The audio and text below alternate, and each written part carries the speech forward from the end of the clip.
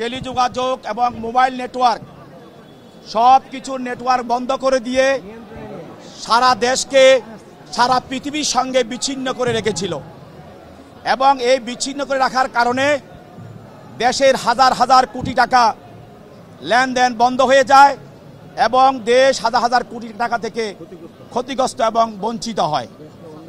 এবং এই আইসিটি মন্ত্রী তার নেতৃত্বে এই নেটওয়ার্ক বন্ধ করে সারা দেশে মানুষের কমিউনিকেশন বন্ধ করে দিয়ে ফেসবুক সহ সকল সামাজিক যোগাযোগ বন্ধ করে দিয়ে নির্বিচারে ছাত্র জনতাদের উপরে গুলি করে হত্যা করা হয়। সেই হত্যার সঙ্গে এই জন আসামিগণ সরাসরি এবং প্রত্যক্ষ এবং পরোক্ষভাবে তারা জড়িত। এই জন্য প্রাথমিক অবস্থায় মামলা তদন্তকালে তাদের বিরুদ্ধে অভিযোগের প্রাথমিক তথ্য প্রমাণিত হয় এবং এই বিভিন্ন ধরনের মামলা তদন্তে তাদের বিরুদ্ধে অভিযোগের সত্যতা পাওয়া যায় এবং এই মামলার আরও বলা হয় যে সরকারের উচ্চ পদস্থ যারা ছিল তারা কারা কারা এই ঘটনার সঙ্গে জড়িত এবং এই নির্দেশের সঙ্গে জড়িত, সেই জন্য এই আসামিদেরকে রিমান্ডে নেওয়া প্রয়োজন। সেই জন্য তারা এই রিমান্ডে দরখাস্তে তাদেরকে রিমান্ড নিয়ে জিজ্ঞাসাবাদ করার জন্য 10 দিনের রিমান্ড প্রার্থনা করেন।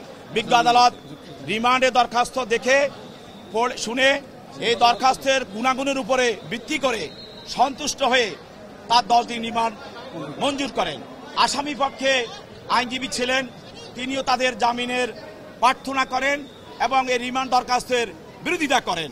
আদালত উভয়পক্ষের শুনানির পর আসামিদেরকে 10 দিনের রিমান্ড মঞ্জুর করেন। ডিজাইন, এলিগেন্স, বিউটি, সেরা পণ্য সবার জন্য জেভিকো।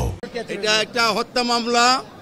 আপনারা জানেন যে এই জুলাই এবং আগস্ট মাসে এই সরকারের শীর্ষ নেতৃত্ব ধরে সকল নেতাদের হুকুমে এবং প্রত্যক্ষ মদদে এই ছাত্র জনতা শত শত মানুষকে পাখির মতো গুলি করে মারেন।